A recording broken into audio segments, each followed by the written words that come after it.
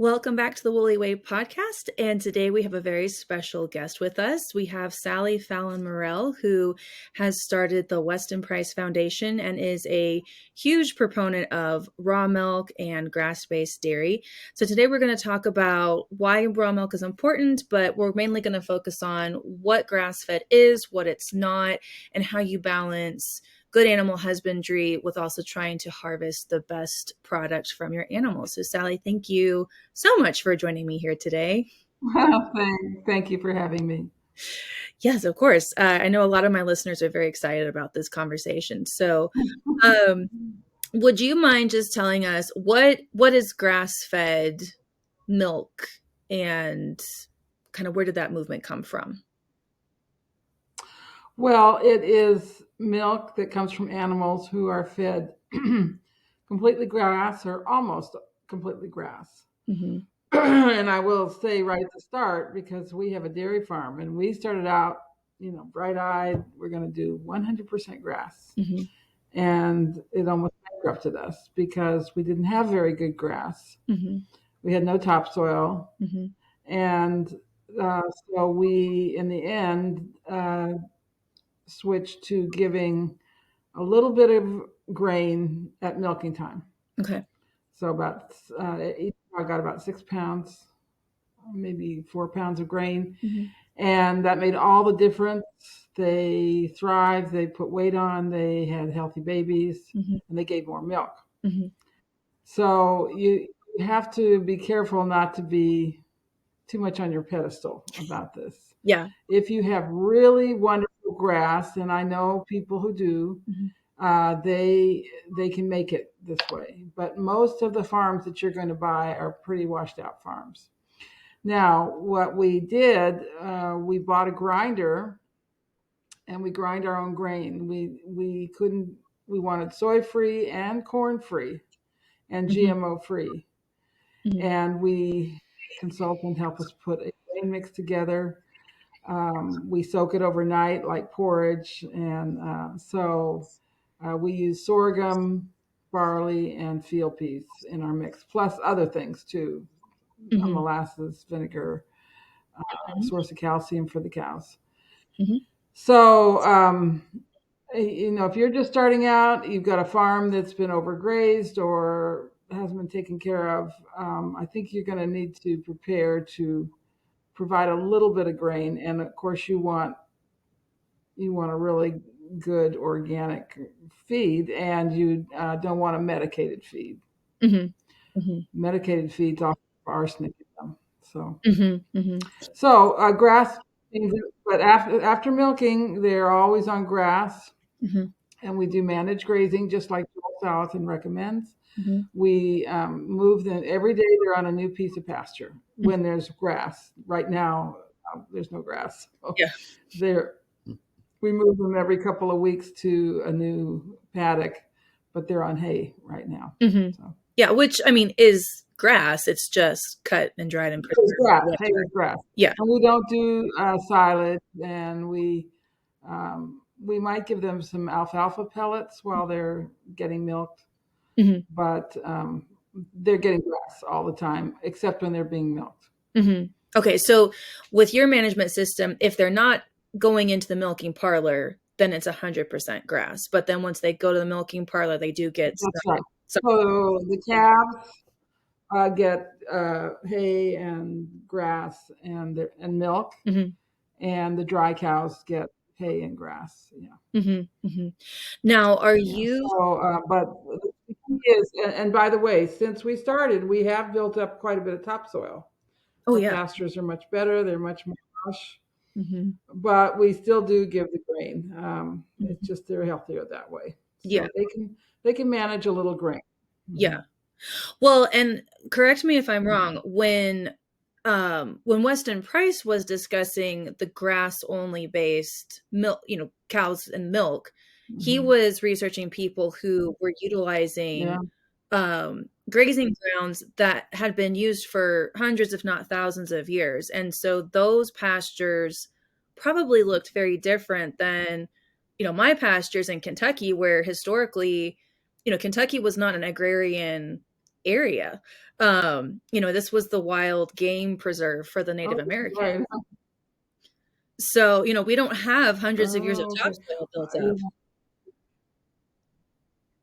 Yeah, yeah, yeah. Dr. Price, of course, he didn't. I mean, it was sort of assumed that they were on grass. This was long before the confinement system. Okay. So he didn't talk about it very much. But one of the things he did talk about was in Africa, they would burn the grass when they could see that the rains were coming. They Mm-hmm. burned the grass and let new grass grow. Mm-hmm. And they only wanted to have marriages and start pregnancies during that time when you had that really lush green grass. Oh, interesting. So at other times they didn't want to start having babies until they had this really good green grass Mm-hmm. Mm-hmm. because it's much more nutritious and it's fuller of vitamin A, Yeah. probably vitamin K, Mm-hmm. and I don't know about vitamin D because that would be the same most of the time. But Mm-hmm. yeah, so there was a real understanding about the um, importance of what phase that grass was in, Mm-hmm. Mm-hmm. And how that and direct. when the grass was coming up and really lush, and he called it rapidly growing green grass. Okay. So, um, Mhm. so where did the push for grass-fed milk come from then? If Weston Price wasn't the one who was like grass-fed only, because like you said, that was before the confinement operations. So, do you mind to share a little bit, like where Well, did this movement it even was come from? just assumed. It was assumed.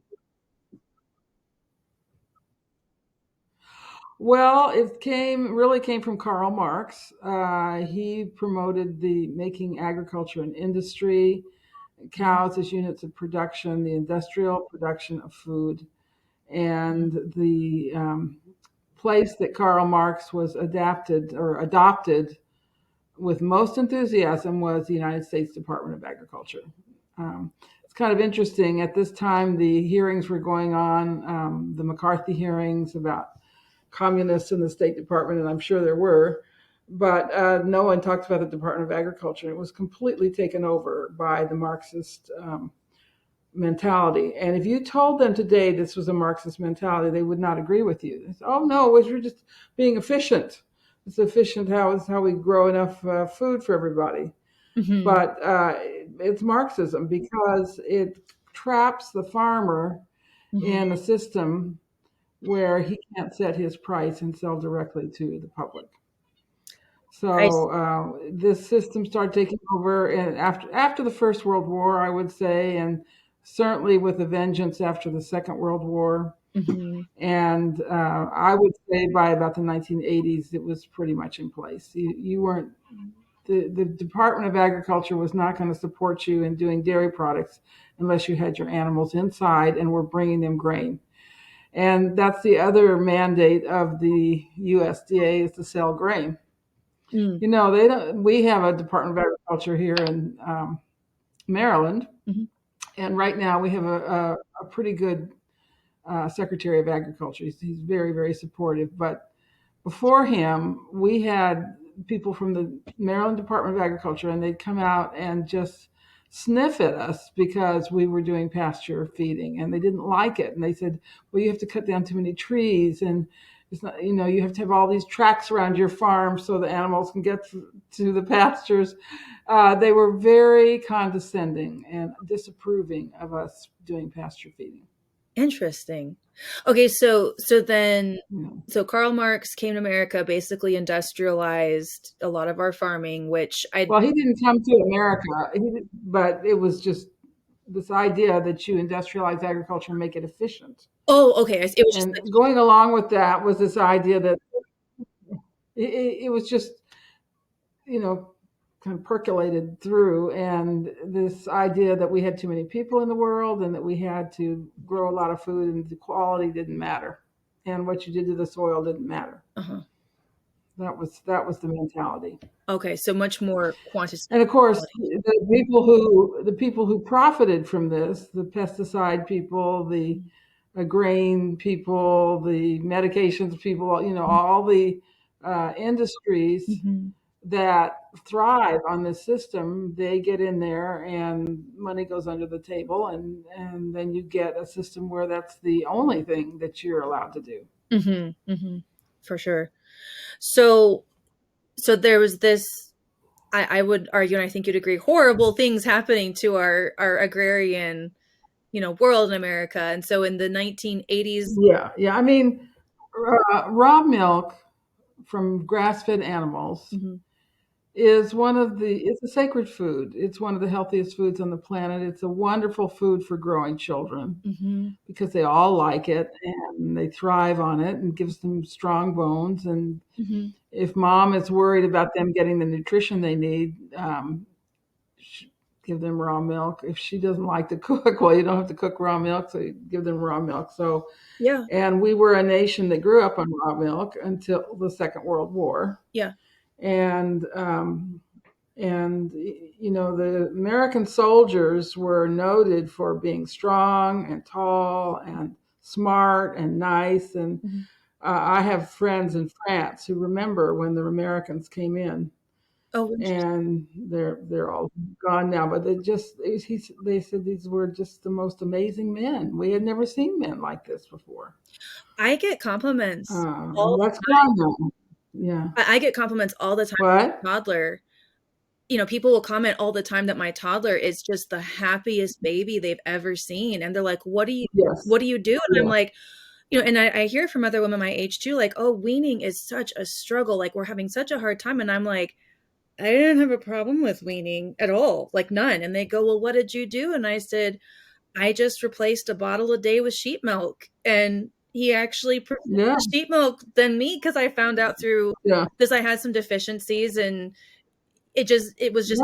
Yeah. Very often they do better on the animal milk, and it makes perfect sense. Mhm. What should replace your breast milk? It's raw milk from another species. And Yeah. I mean, everybody knows that. Yeah. They found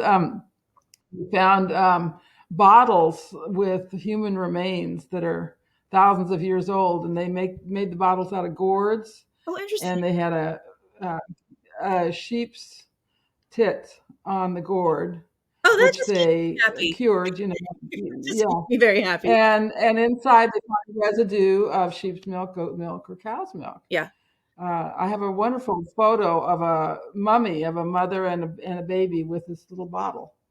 Interesting. I didn't realize they were. So it's not new. I mean, this No. is what people did. Yeah. Yeah, these are ancient practices, and it frustrates. Or you had wet nurses Oh, you've had too. wet nurses, of Yeah, course, but but it is interesting that these are not new concepts. Like, this has been around for hundreds and thousands and years. And, yeah.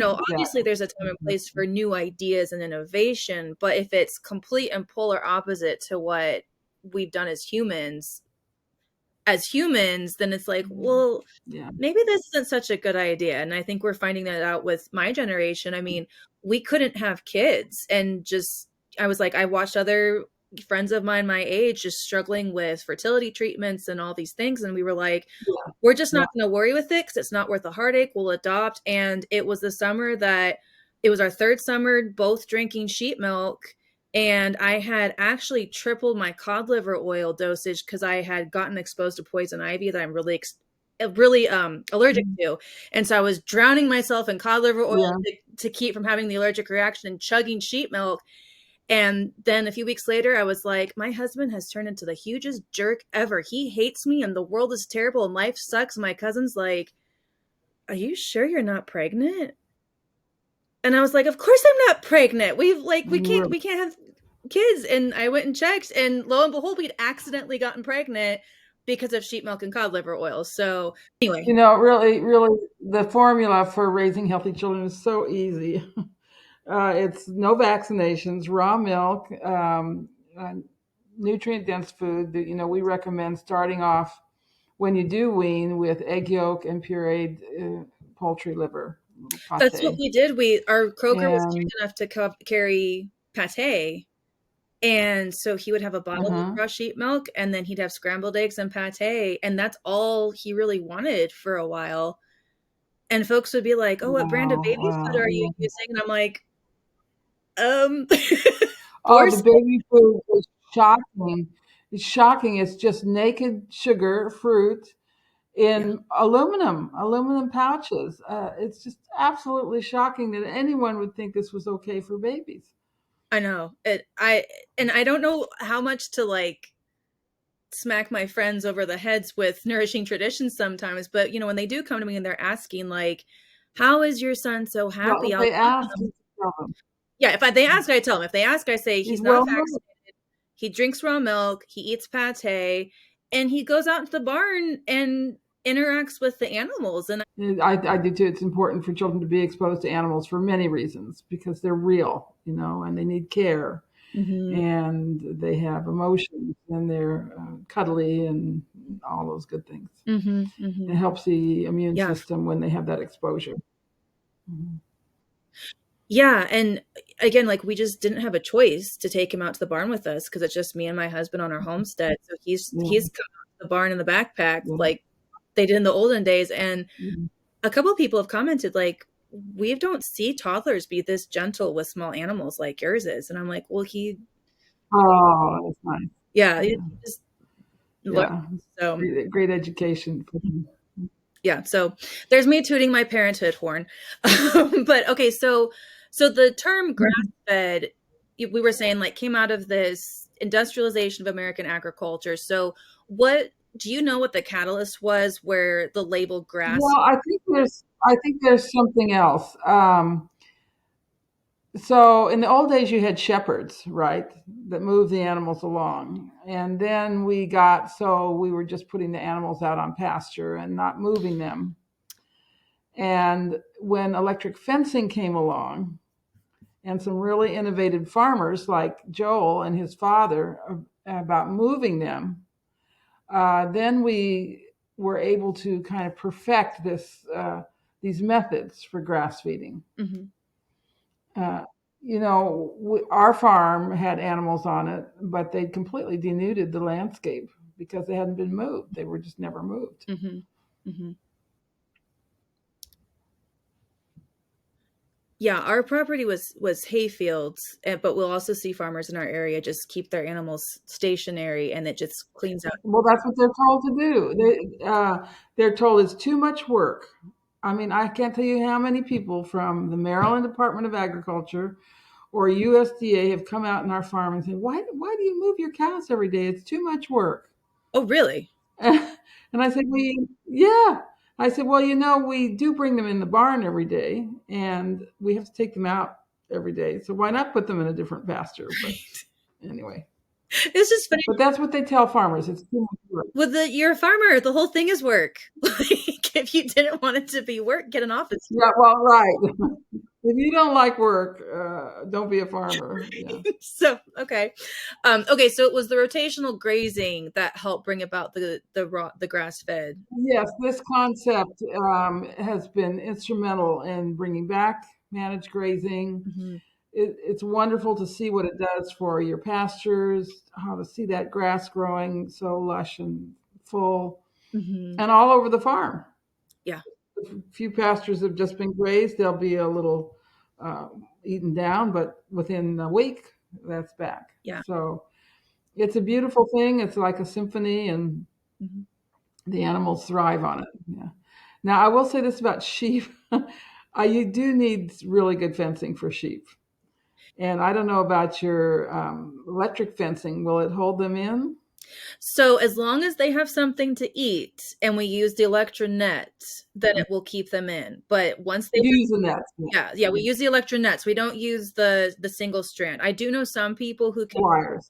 they can use the wires, but they have like the really large long wools. But I have um heritage breed Gulf Coast natives who legitimately think that they're goats. And then I have dairy cross breeds. And so the dairy crosses are a little bit more respectful of the fences, but the Gulf Coast, I mean, if there's a Mhm. gap like this big in the wire and they see greener grass on the other side, we'll get a call from our neighbor going, They'll get through it.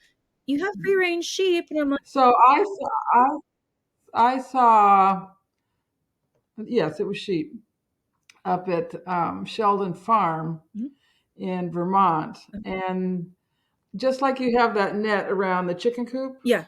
they had a net that must have been I want to say 500 feet long, Uh-huh. and they just moved the net every day. They didn't have board fencing at all. Yeah, that's So we we don't have kind of any feel you need. fencing at all. Our paddocks are made out of pallets we've salvaged from the dump, and then we just have the electronet to move the sheep around. So I mean, we really don't have a choice. They have to be rotationally grazed, which Yes. I would prefer a perimeter fence minimum, but you know, you got to do what you got to do. So um, Yeah. Yeah. we're Yeah.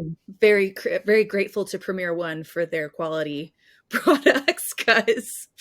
Um, otherwise, we couldn't have. Premier One is what? Oh, they're the What is brand for Premier One? the brand for the Electronet products that we use. Nets. Oh, yes. Yeah. Hmm. Mhm. I don't know what we use for our chickens, but yeah. Yeah. See, the cow needs just this tiny little yellow wire going across. That's all she needs. Uh-huh. Just one, Yeah. but you do have to have board fencing. Yeah, Yeah. but otherwise, it's very easy. Cows. Oh yeah, we started with dairy sheep and then we were trying to figure out how to lessen our feed bill for the chickens and we heard Sean and Beth Daugherty, I don't know if you're familiar with them, but they talked about how the dairy cow can feed all your omnivores because you just feed them, your raw milk or your skim milk or your whey. And so my husband's Mhm. like, we're getting a dairy cow because that'll pay for our chickens. And I was shocked Um, at how easier the Jersey cow was compared to the sheep as far as, you know, coming when called and yeah. respecting the fences and parasite resistance. Like I was kind of like, I thought cows were Yeah.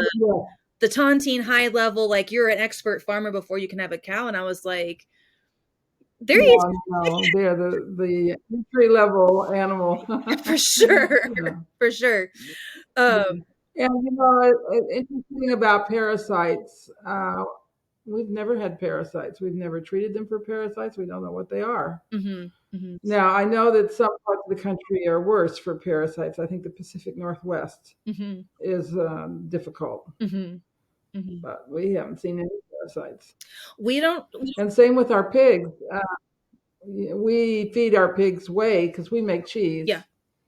And when during cheese making season, they get whey, Mhm, and we make cream, so they get some skim milk. But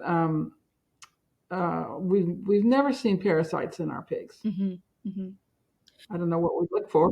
We don't have Well, any sick I pigs. mean, they They're would all die healthy.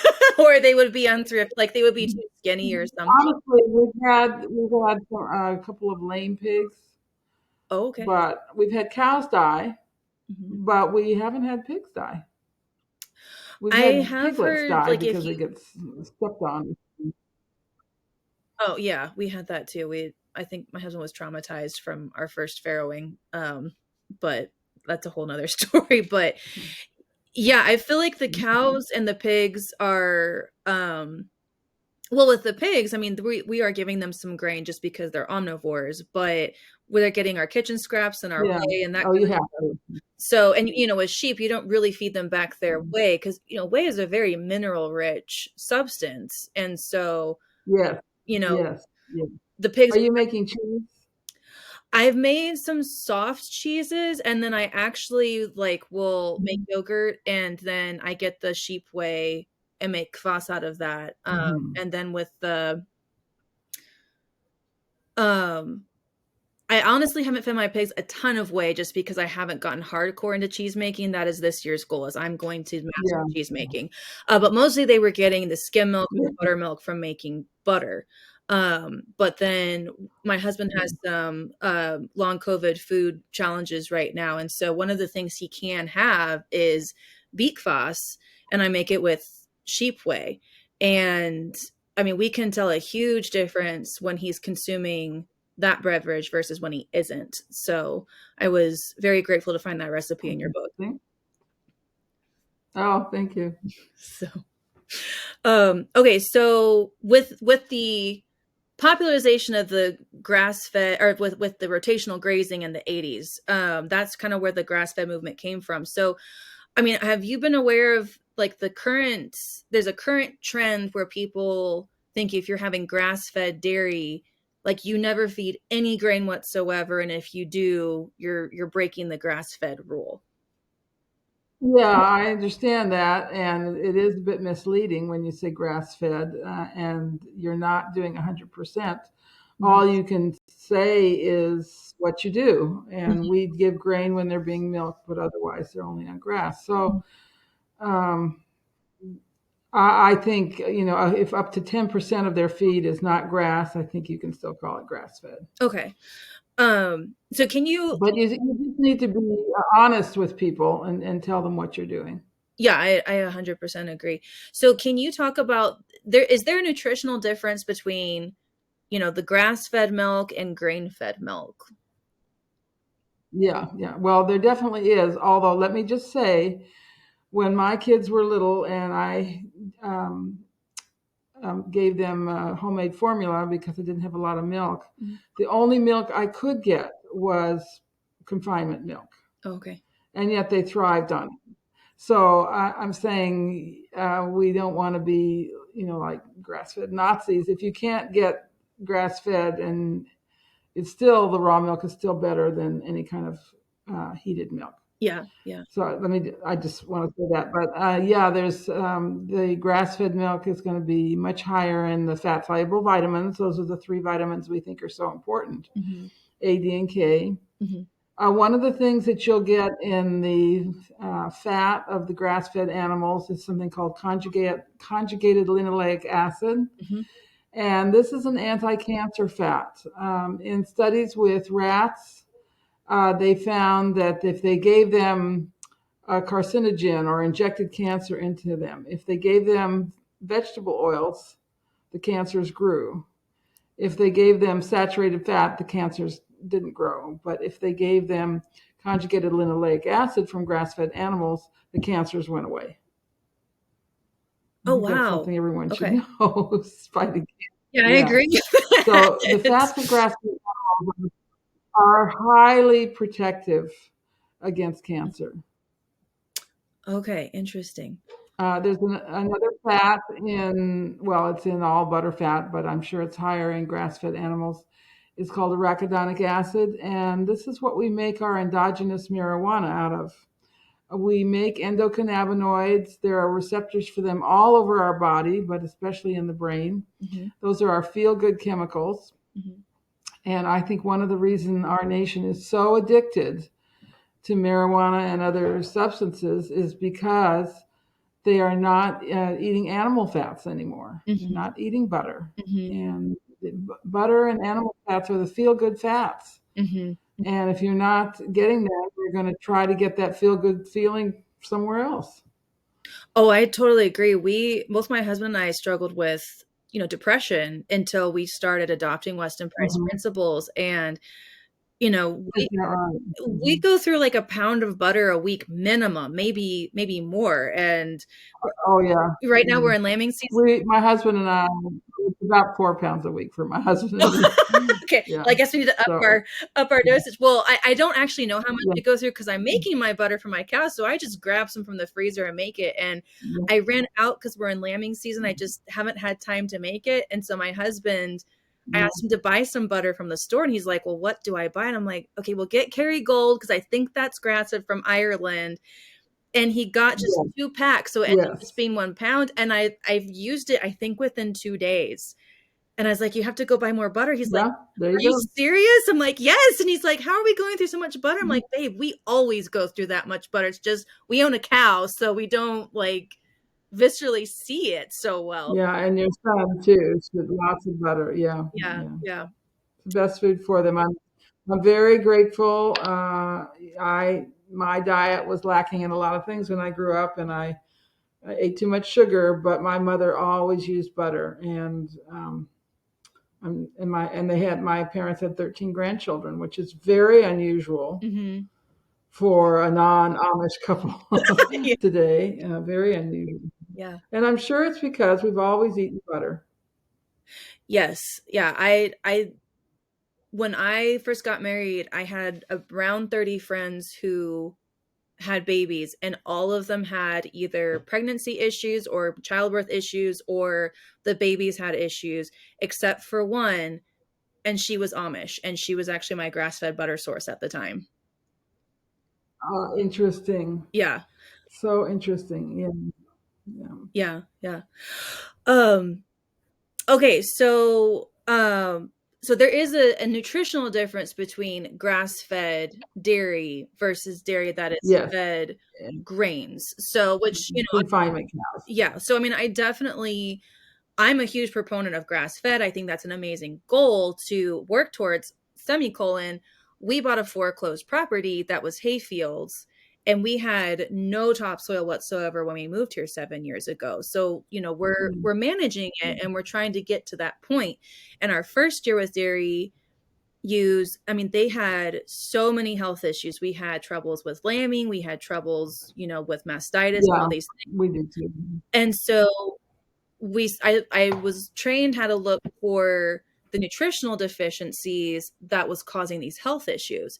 And a lot of the vitamins and minerals that could address these health issues in the sheep were found in grains like, barley or beet pulp or alfalfa. And so when I integrated that Mhm. back in, they did better. And so what I'm trying to encourage people to think through is like, our goal is to be 100% grass fed, but you must understand your property may not be able to support that right away. And so, That's right. That's right. yeah, so can you explain, like, if you're in a situation like ours or how yours was when you first bought your property, like, how would someone think through, you know, this is the choice, how would they think through the choice to start feeding grain, and then what grains would they feed? Yeah, well, that's first of all, you make sure that your customers know what Mhm, you're doing. mhm. Okay. 'Cause if they want 100% grass fed, they have to look elsewhere. Okay. Right. So as I said, we bought a grinder so we could make our own grain mix. Okay. And that saves us tons of money Mhm, because the grain is so expensive. mhm, And we buy local sorghum. Sorghum grows really well in southern Maryland, mhm, and we have Amish farmers down here. So we buy sorghum from them and we buy barley from them. Barley grows really well here. mhm, But you do need a legume, mhm, and nobody in this part of the world is growing anything but soy, mhm. and it's for the chicken industry on the Eastern Shore. So our field peas, Okay. and that's the most expensive part of it too. They come from Saskatchewan. Uh, Mhm. some come from Pennsylvania, but they're not local. And we'd love it to be local, but we just can't find it. Yeah. Now, can you talk about why you avoid corn and soy in your stanchion mix? Well, we don't want any genetically modified organisms, Mhm, and the soy is a toxic plant. It's full of estrogens, mhm, and these estrogens do come out in the milk, meat, and eggs. mhm, They they've had this campaign to they were thinking of selling the eggs as being good for you because they were soy fed and they had lots of estrogen in them. So, Oh. but they didn't do that because, yeah. Mhm, Um, so, yeah, you definitely don't want to be using any soy. mhm, Now, the corn, um, we sell some local goat milk and he uses corn, but no soy. So, but some people are really sensitive to corn. mhm, mhm, And a lot of our customers buy our foods, and which are admittedly expensive, because they can't tolerate anybody else's mhm, milk or eggs or what. mhm, mhm. Yeah. We have a little boy in the neighborhood who had terrible digestive disorders and had gotten so he could only eat a couple of things and was losing weight and he was not thriving. Parents were so worried. And the grandfather said, "Why don't you go try Sally's milk?"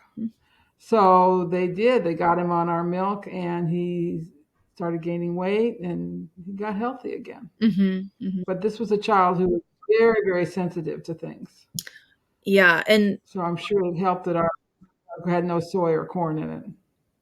yeah, I mean, after we had COVID, my husband was really struggling with what was diagnosed as as eczema, which I'm not entirely sure that diagnosis was correct, Mm. but our chiropractor said, "Well, go off all grains and just see what happens." And he Mm. did, and it started to kind of resolve, and then it kind of flared back up. And so, um, for a while, all he could eat was poultry from rotationally based farming management farms. Like he couldn't do anything from the store. He Mhm, couldn't, and mhm. we've started adding back in um, grass fed beef and grass fed lamb.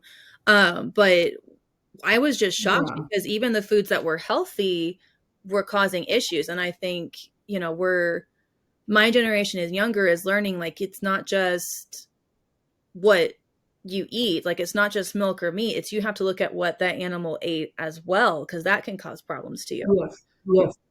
Yeah. Yeah. Yeah. And we just have, I mean, the health problems today are just seem like they're overwhelming, and especially the digestive issues Hmm. and all the rashes, eczema, and everything is coming from the digestion. Yeah. So, Yeah. yeah. How about broth? Can you do broth, chicken broth? So interestingly, he couldn't, and then his appendix started rupturing, so we did take that out, and after having his appendix out, now he can do broth. So Interesting. yeah, and I'm not, my nutritional therapist brain is like, I don't understand why that happened, but we're Mhm. realizing he did not grow up on a good diet. I mean, his mom took him to the doctor at the drop of a hat, so he's been on antibiotics and allergy medication since he was 2 years old. And so Yeah. we think what happened is,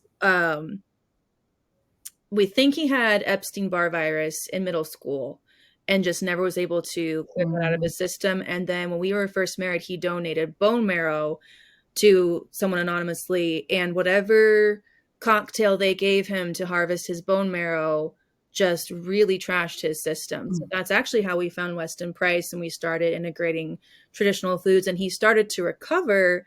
But then when we had COVID in 2021, what I've researched is that the Epstein-Barr virus and the COVID virus can actually um, mutate and combine, and it just wreaked havoc on his system. Well, there's no virus.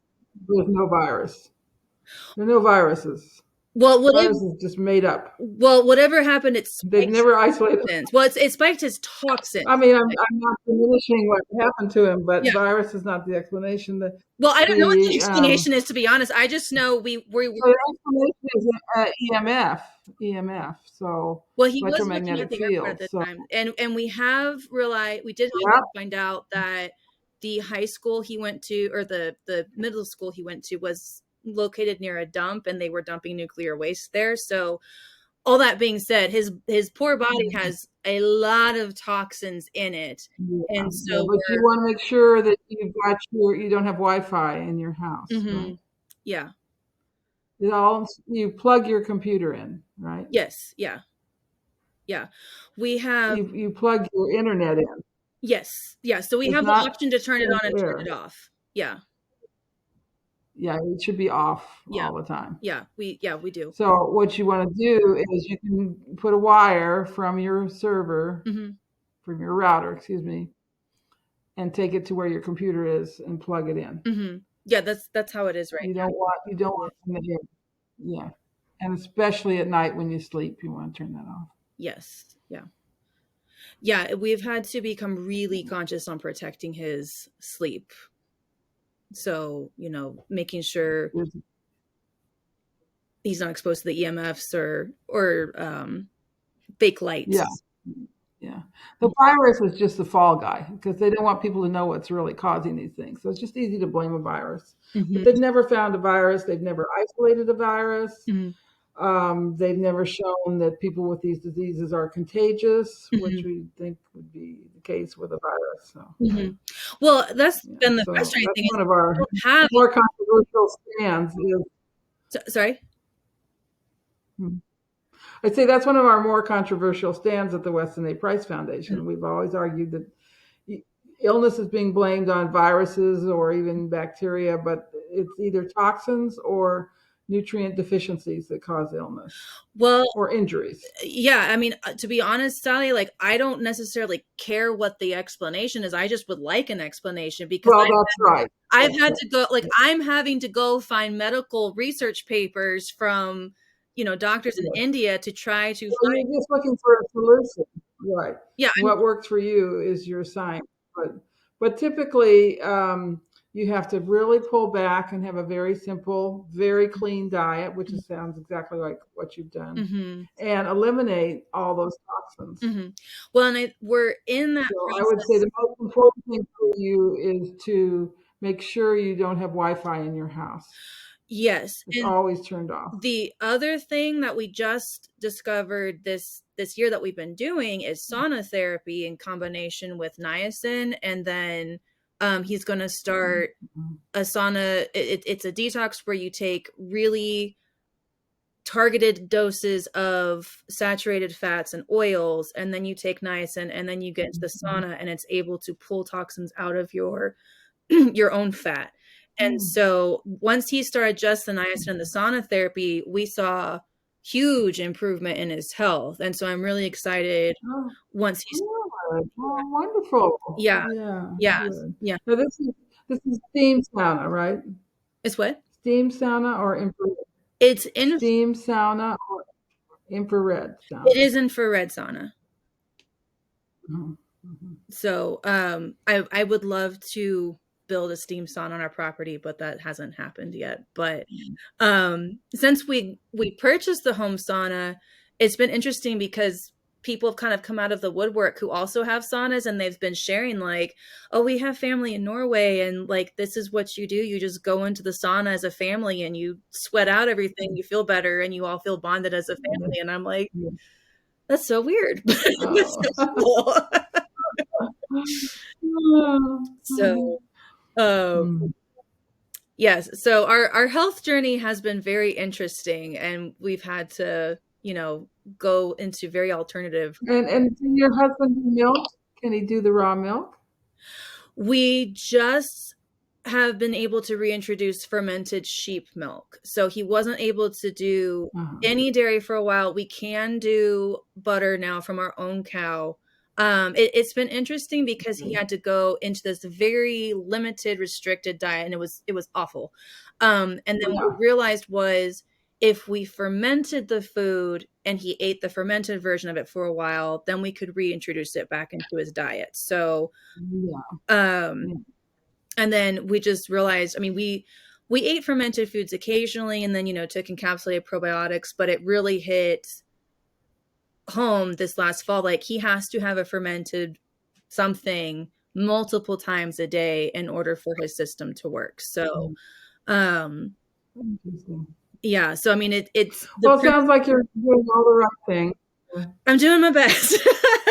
So um anyway, okay, so that was a really fun tangent. So okay, um so have you done anything to improve your pastures for the cows, or have you just done rotationally grazing? It's basically just rotational grazing. Hmm. When we first came, we spread gypsum Oh, okay. on our pastures, which is, yeah. So that's is that not it's not magnesium sulfate? It's calcium sulfate. Okay. Okay. Okay. So you did use some minerals. And that's all we did. We planted with perennials, and then we just started grazing. We do mow a couple times a year Hmm. because dairy cows tend to be kind of picky, and they leave the tall stuff. Yeah. So if after 2 or 3 grazings you've just got tall stuff they won't eat, so we Yeah. we do bush hog Okay. maybe twice a year. Okay. Hmm. Okay.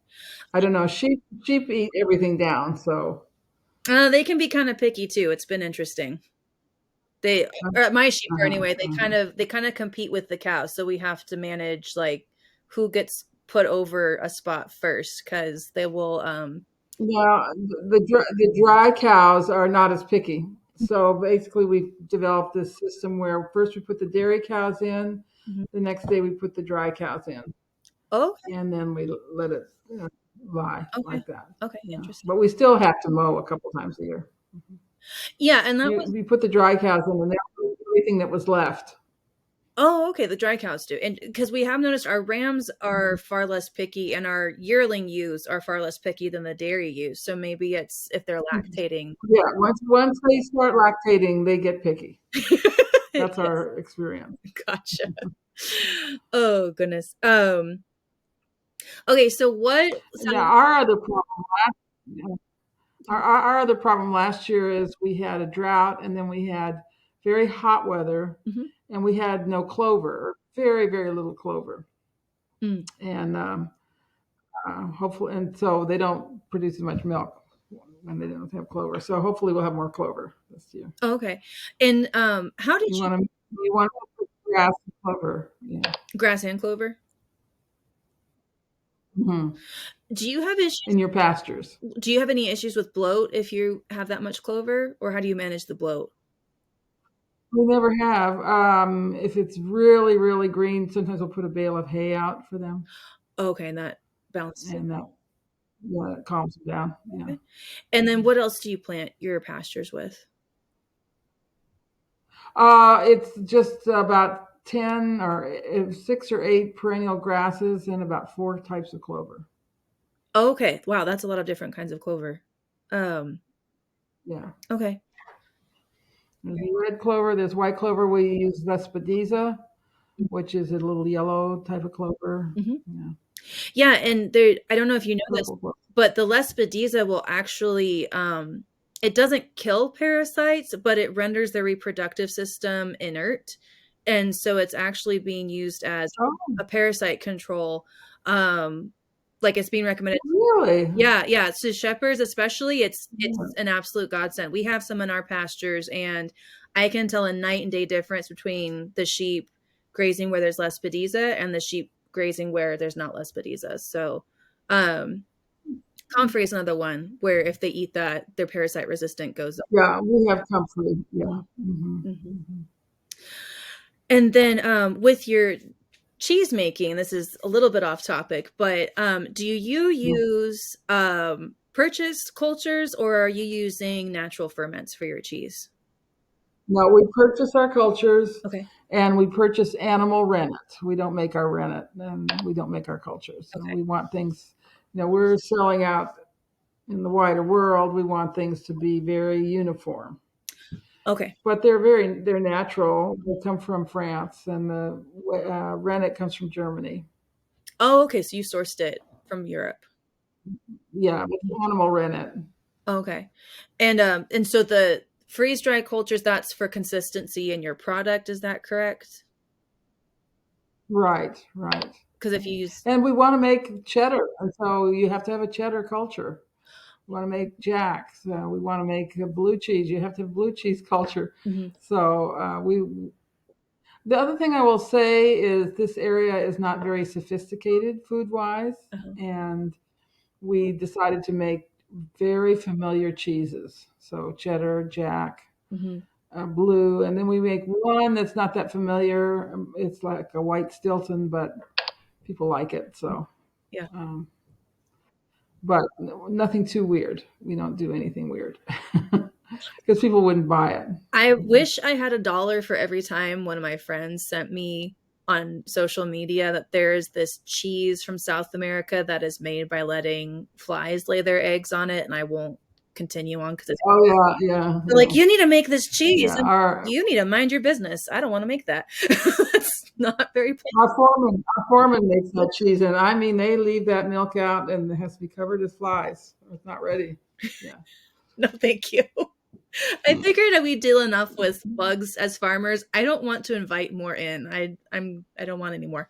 Yeah, yeah, yeah. So all right, Sai. Well, thank you so much for sharing as much as you have. You're welcome. Where can Um, people find more about you and your do you want to give a plug for Weston Price real quick and just share with people what you do? And I know a lot. Yeah, well, the Weston A Price Foundation, westonaprice.org, and we're really pushing memberships this year. Mhm, So if you go on our website, and it's easy to find, become a member, mhm, and you get our magazine and become part of our family. And mhm, so that's westonaprice.org. And then my own website is nourishingtraditions.com. mhm.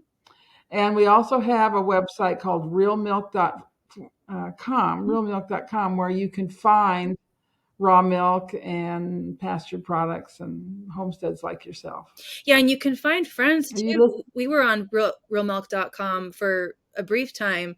And a lady reached out to me and she was like, "You don't know me, but I just joined Weston Price and I realized you are Weston Price and I would love to just be your friend." Like, she didn't necessarily need to buy anything from me. She just wanted to connect. And now she's one of my really good friends in this area, and it was through realmilk.com. So Well, good. yeah, it was fun. So, and then All right. with your journal, so when you get the quarterly journal from Weston Price, and in it there are articles on current health events, and what else is in there? Yeah, the first part of the journal is usually two or three pretty weighty articles with lots of references and the science and everything. Yeah.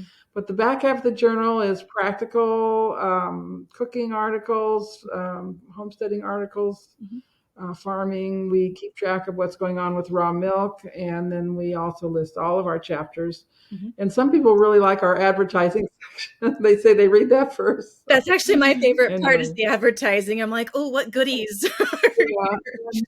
We only allow a certain size. They can't get any bigger than a half a column, Uh-huh. and because we don't want anyone to have undue influence over us. Yeah. So it's very old-fashioned kind Yeah. of advertising section. I love it. I think it's so fun, and the advertiser's so creative with like pictures and getting little descriptors in there. So it's very, very fun to see. And then Mhm. Thank yeah. you. And there's Yeah. always one article that just I think actually that was how I realized to start making kvass for my husband, is you all had an article on gallbladder health at one point. And Oh, really? yeah, I actually, now that that is what happened. Is it was a journal just in my bathroom, and I was flipping through it and I was praying, because I'm like, "Lord, Mhm. what do I do for my husband?" And there was an article on gallbladder health, Oh, and I just was like, "Oh, like if your gallbladder's sick, you can have all these food sensitivities." And so I went to my fridge and I had yeah. some beets and I had some whey, because that's what I have in my fridge on hand. And I was like, "Well, Yeah.